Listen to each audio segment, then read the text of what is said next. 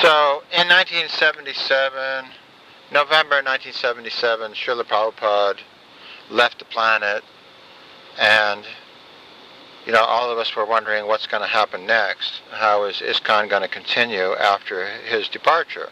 So what happened was the leaders of ISKCON, and Jayatirtha was our leader, Jayatirtha James Immel. He was the what was called the Governing Body Commission Leader, GBC, of England. And he came back from the Mayapur meetings.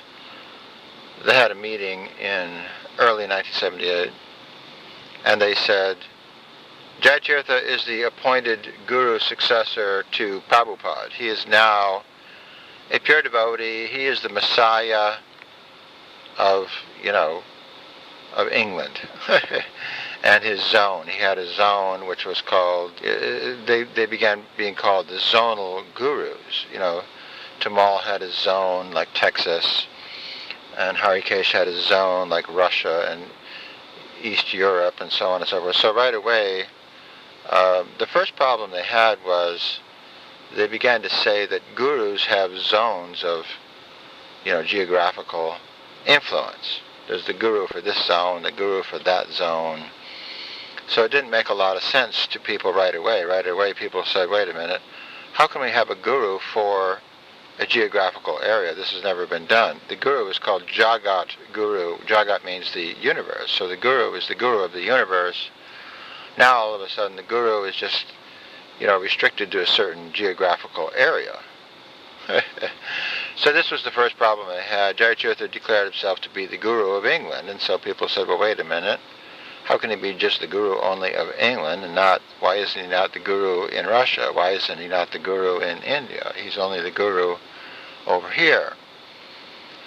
Anyway, so there was many problems with their declaration, but this was the first problem that people began to discuss. Well, how come Jayatirtha is the guru over here, and Harikesh is the guru? Why would Prabhupada make such a system? Prabhupada was following the tradition of Vaishnavism, and there's never been in the tradition of Vaishnavism, there's never been a history where you had the guru for the zone. So we began to wonder about that. At the same time, Jayatirtha had a history of having different kinds of problems with, having illicit sex. He had apparently had some illicit sex with some woman in Los Angeles who was married or had a boyfriend. I don't remember the story, but anyway, the point is that some man got very upset that Jayatirtha was having sex with his woman. So Jayatirtha had a history of, let's say, he couldn't control himself all the time. And so this was well known, that Jayatirtha had some kind of problems. And so how could he become the Acharya all of a sudden? Here's a guy who was now married, but who had problems in the past, and plus, the leaders of ISKCON had all kinds of problems. They had all kinds of fighting amongst themselves, and they were falling down left, right, and center anyway. A lot of the big leaders like Bali Mardan and Madhavisa and so on were already having problems. Why all of a sudden were they going to stop having all these problems? This also didn't make any sense. They're having problems all along up until 1978, but now all of a sudden the problems are going to cease. We're never going to see another problem here because these guys are pure devotees. This just doesn't make any sense. So, again, we're wondering, why would Prabhupada say that people who were having problems left, right, and center, who were falling down left, right, and center, were now his successors? And if Prabhupada had intended to make Jayatirtha his successor, why was this never announced while he was here? Why didn't we all know? Why weren't we ready for this announcement? If Prabhupada had said, I want these 11 people to be my successors, he would have talked about that, he would have discussed that, he would have set this up, he would have notified everybody. Everybody in the movement would have known about it, so there'd be a smooth transition. Everybody would just accept these 11 as his successors because he would have wrote a letter saying these 11 are going to be worshipped as the sum total of the demigods, Krishna's pure devotee successors after I'm gone. This is the system that I want to establish. But he never announced that. No one ever heard about that. So this was another question. Why wouldn't Prabhupada have made a big announcement and described all this situation in detail to the mass of devotees, so that all the devotees would be ready to accept this appointment of successors. But no one ever heard about it, until just after Prabhupada left, at a time when we couldn't confirm that he had made this appointment. We just had to take the word of the appointees. The appointees claimed that they had been appointed. We had no way of verifying that. So I was one of the people who began to ask some questions about this. I said, where's the evidence? Where's the tape? Where is the, documentation from Prabhupada that he had appointed these 11 successors? And I began to ask people like Vichitravirya. Vichitravirya was the president of the temple there in England, and I said, I'd like to see some documentation. And I kept badgering him about this. Eventually he showed me some really badly photocopied couple sheets of paper with just, a few paragraphs of writing on it, where Prabhupada had allegedly or supposedly appointed these people. And I said, well, where's the whole tape? Where's the context? How do we... This doesn't sound like it's an appointment of successors, completely here by itself. This seems to be missing a lot of pieces. At the same time, Prabhupada had always said, gurus are not appointed. He ridiculed the idea that, there'd be an appointed acharya, and he did this repeatedly. He said the guru is not appointed, the guru is self-effulgent. The guru manifests by his spiritual potency. He does not manifest by some kind of ecclesiastical decree. And so Prabhupada had wrote many things about, the ecclesiastical gurus of India, which he called the Smartas, the Smarta Brahmanas. And he said the hereditary and ecclesiastical guru system is bogus. It's not authorized. So why would he all of a sudden stop, after 50 years of criticizing the ecclesiastical and appointed guru idea, why would he all of a sudden stop criticizing that and adopt that very system himself? This also did not make a lot of sense. Now, on top of that, Prabhupada's own guru had a mission in India called the Gaudiya Math, and in the Gaudiya Math they appointed a guru. And Prabhupada repeatedly condemned this whole situation. He said they appointed a guru, and then they appointed more gurus, and he said another man comes to become guru, another man comes, as each one falls down, another one is appointed. And he said in this way they killed their guru to become gurus. So he was very critical of this idea of gurus being appointed. And Prabhupada had made many warnings about this in his letters, in his conversations, and in his private discussions with his own disciples and devotees. When we were in India, he very often criticized the Gaudiya Math and all the problems that they had with their appointed gurus.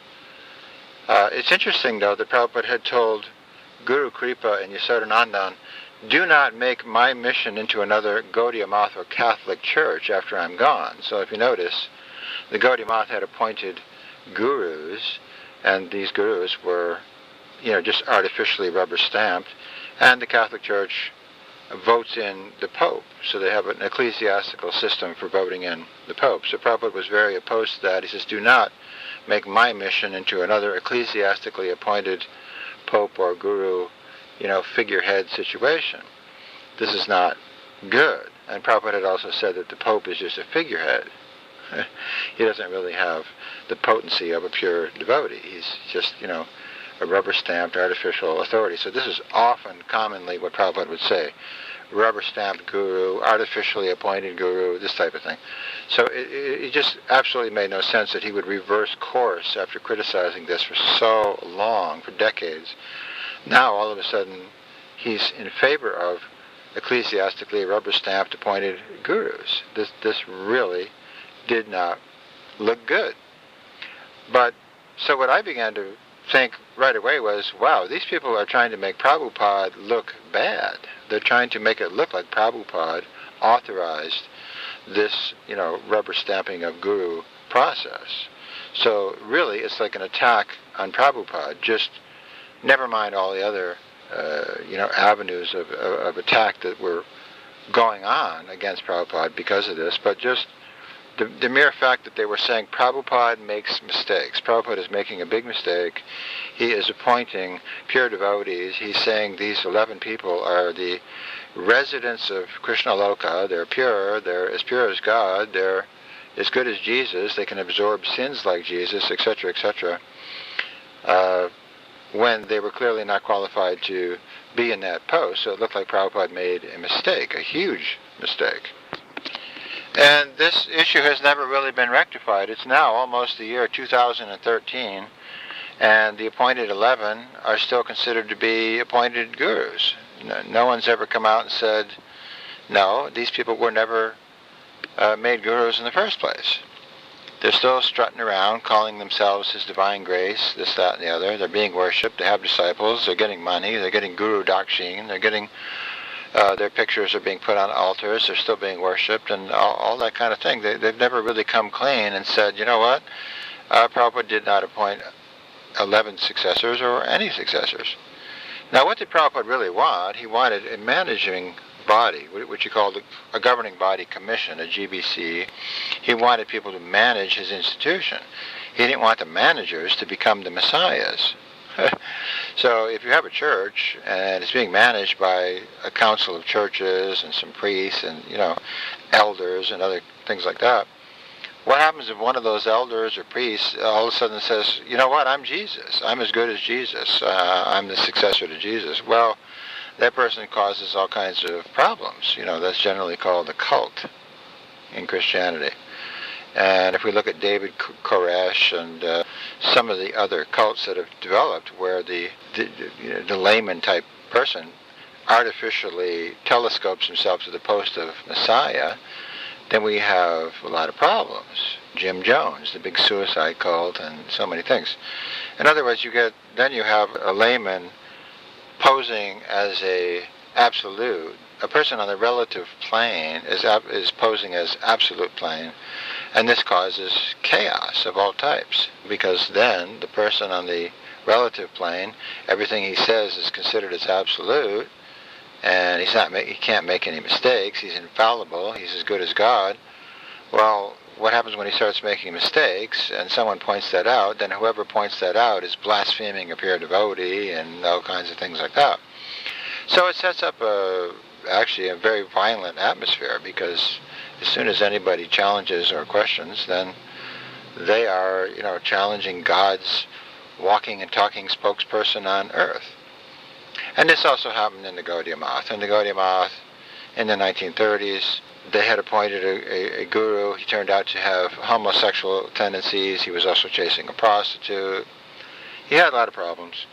And anyone who pointed out those problems was in danger. Was in danger of being physically assaulted or killed, which happened.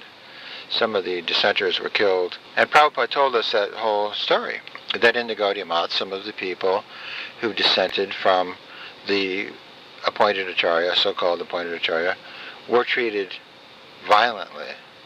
So this is, again, why would Prabhupada give us all these warnings about the Gaudiya Math and about violence in the Gaudiya Math and so many things?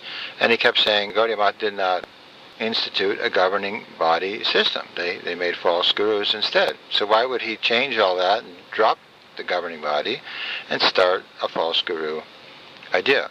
Again, did not make sense, did not tally with his statements.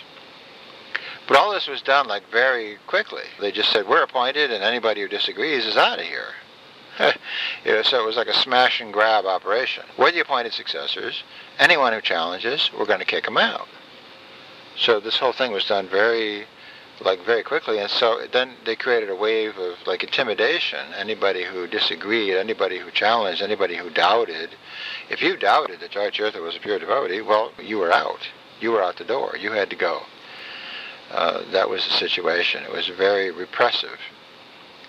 But they knew that. They knew that there would be doubters, so they knew that they were going to have to crack down. They were going to have to make a sub-violent culture in ISKCON to smack down anybody who challenged. So Pradyumna challenged, and he was kicked out.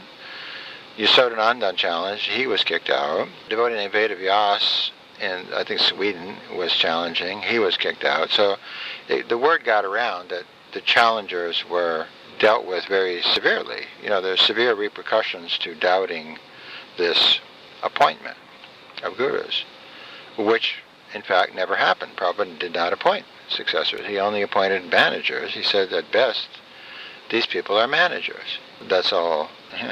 And that's why they didn't give us the appointment tape, because on the appointment tape itself, that is what Prabhupada says. He says, when they deviate, they'll have to be replaced.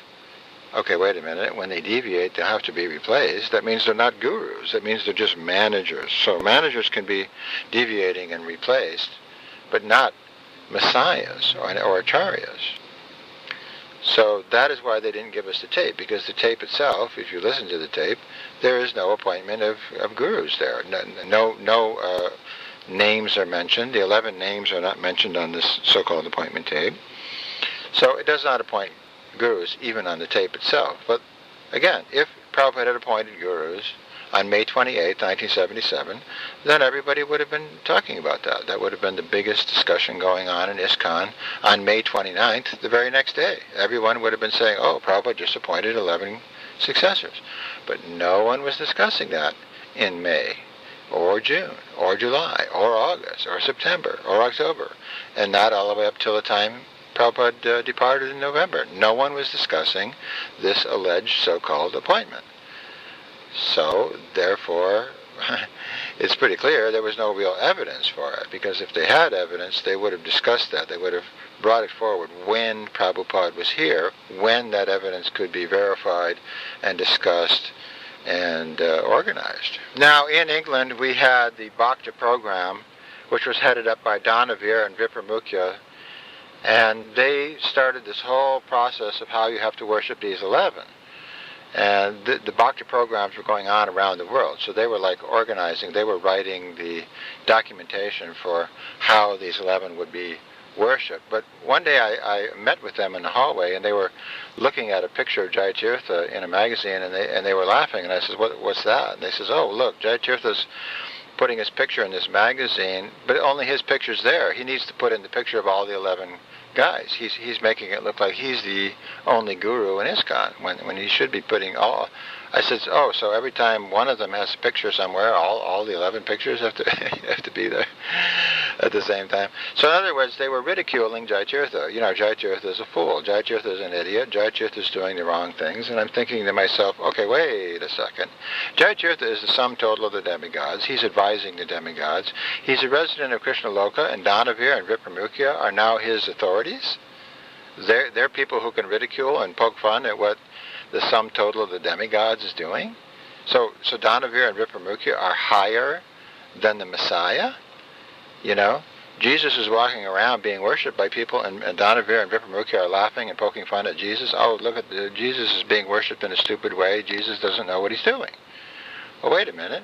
No. Why are you saying he's like a Jesus in the first place? You, Danavir and Vipramukhya, on the one hand, promoting Jayatirtha as a Messiah, and on the other hand, in the back room, you're laughing and joking that Jayatirtha is a dipstick. So I'm not sure what to compare this to, but I'm sure that used car dealers, when they see some little old lady come on the lot, and they've got a car on the lot that used to be a taxi, and it's got 490,000 miles on it, and they just put a new paint job on it and turned the clock back on the speedometer so it says 20,000 miles, and they sell it to this little old lady, they're just laughing their head off.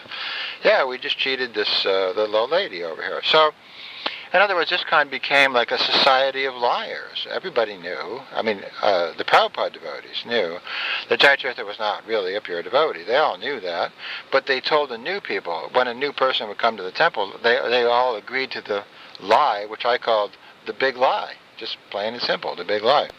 They all agreed to lie. They said, we're all going to promote Jayatirtha as a pure Messiah, even though he's not. Now, this is something Prabhupada warned about repeatedly, over and over, constantly. Do not make ISKCON into a Kaitava dharma. Kaitava means cheating religion.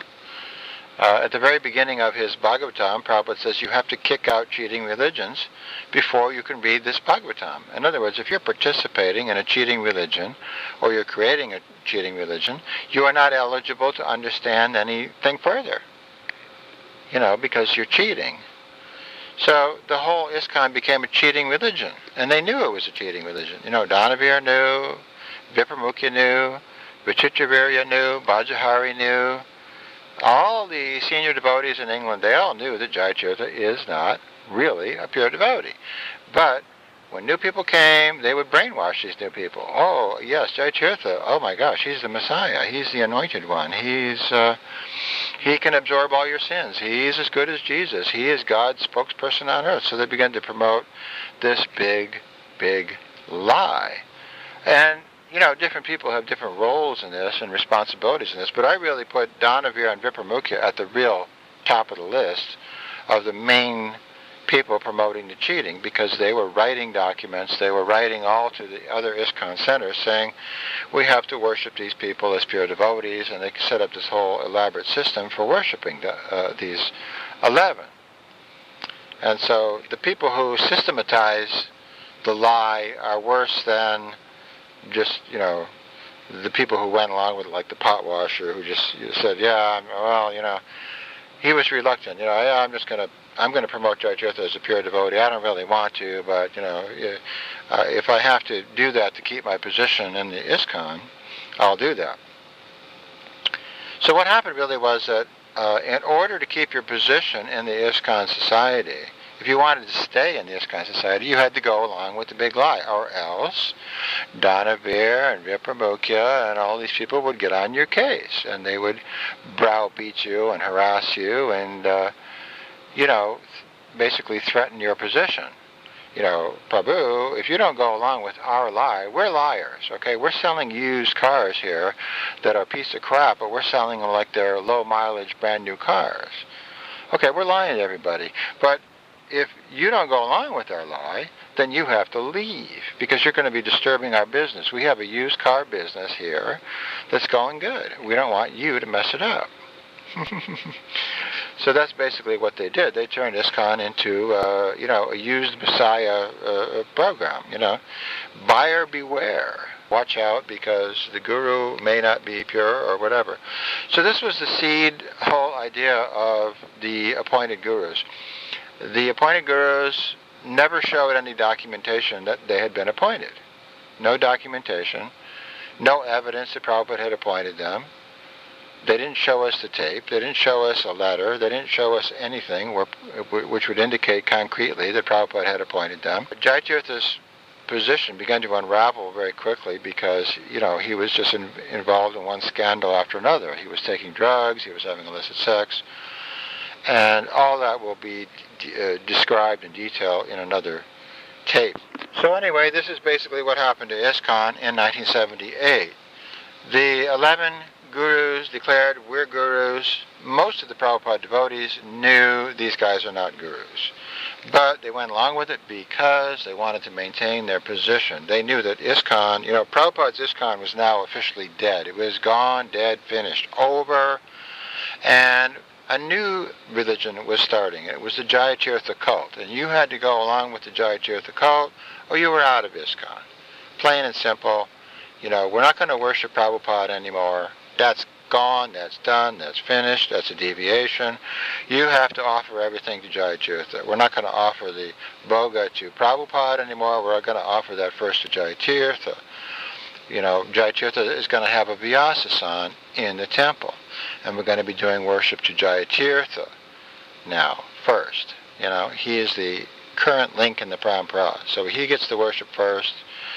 And all the other acharyas have to stand in line behind Jayatiratha. He gets worship first, and then Prabhupada gets worship, and this and that and the other. So Jayatiratha became more important than Prabhupada in their system. And this system was devised by people like Vipramukhya and Donavir. And this system is still going on right now. There's still, the food is being offered to all these different gurus now. It's not being offered to Prabhupada. That's the system that Donavir and Vipramukhya concocted, and it's still going on all over ISKCON. And recently, all the big GBC leaders got together in Mayapur. This just happened recently. And they made Radhanath one of their keynote speakers. Now, Radhanath was in charge of the whole Kirtananda enterprise when Kirtananda's program was engaged in all kinds of criminal activities, which it was eventually raided by the FBI and the federal marshals and all the rest of it. So It was a criminal organization, and Radhanath was the second in command of that criminal organization. So Radhanath is being glorified now as one of their main gurus. And, Radhanath buried Kirtananda in the holy Dham of Vrindavan and made a samadhi to worship Kirtananda. So Kirtananda is known to be a child molester, a homosexual, a pedophile, a child molester, an orchestrator of murder, an orchestrator of crimes of all different types. And he's being buried in the holy land of Vrindavan. So these guys, the whole Dhanavira Vipramukkhya plan was and is to have these deviant people become worshipped as saints, as acharya, successors to God, saints. Now another problem was that Sridhar Maharaj, who was the founder of the homosexual guru program in India in 1936, became the advisor to the GBC in 1978. The GBC went over there. They actually deputed Yashodanandan to go and speak to Sridhar and tell Sridhar that Prabhupada had wanted Sridhar to be the advisor to the GBC gurus. He had appointed these gurus and they were going to need advice. Sridhar was going to be the advisor to these gurus. So the first advice Sridhar gave was that when these gurus have problems and they fall down and there's some expose, that should be overlooked and no one should protest that. He said none should protest. So if these gurus are goofing off and doing bad things, none should protest. So we should just allow that to go on. So the leaders of ISKCON began to quote Sridhar Maharaj. Well, Sridhar Maharaj says none should protest, so no one should protest. It doesn't matter if Jayatirath is having illicit sex. It doesn't matter if he's taking drugs. It doesn't matter what he's doing. No one should protest. So this kind of cemented in the deviations. Now we weren't allowed to even speak out. No one was allowed to even criticize because right away they would say, but Sridhar says you can't criticize. So the more outrageous the GBC gurus became, the more harder it became for anyone to protest because, Dhanavir, Vipramukkhya, Sridhar Maharaj, all these people would gang up and just beat you down. You were not allowed to say, as soon as you said Jesus is pure, boom, you were out. Someone like Jesus is pure, bam, bam, bam. You got beat over the head, kicked with boots, and maybe beaten up and kicked out the door. You were not allowed to say that pure devotees are pure. That became forbidden. No one was allowed to do that. So this is what they wanted. They wanted to make a system where impure people were being worshipped, and because there was a lot of money to be made by doing that. Jayatirath was instantly a millionaire. And so Vipramukkhya and Dhanavir and these people thought, you know what, if I go along with this, eventually they're going to make me one of these gurus. I'm going to have my own franchise, and I'm going to become a millionaire. So people just jumped on board, thinking eventually they're going to vote me in, which is what happened. Vipramukkhya and Dhanavir and many others later on became voted in as gurus, and they started their own little guru franchise. So the whole thing just turned into a mundane guru business. And this is why when Krishna attacks the kingdoms of the demons like Ravana or Kamsa, he takes out not only those leaders, the demoniac leaders, but their supporters. Their supporters also go down as well, because the people who support this are almost equally implicated as the main perpetrators. Everyone is responsible. So to sum up, in 1978, the GBC declared that 11 people had been appointed as successors. No proof was ever shown of that.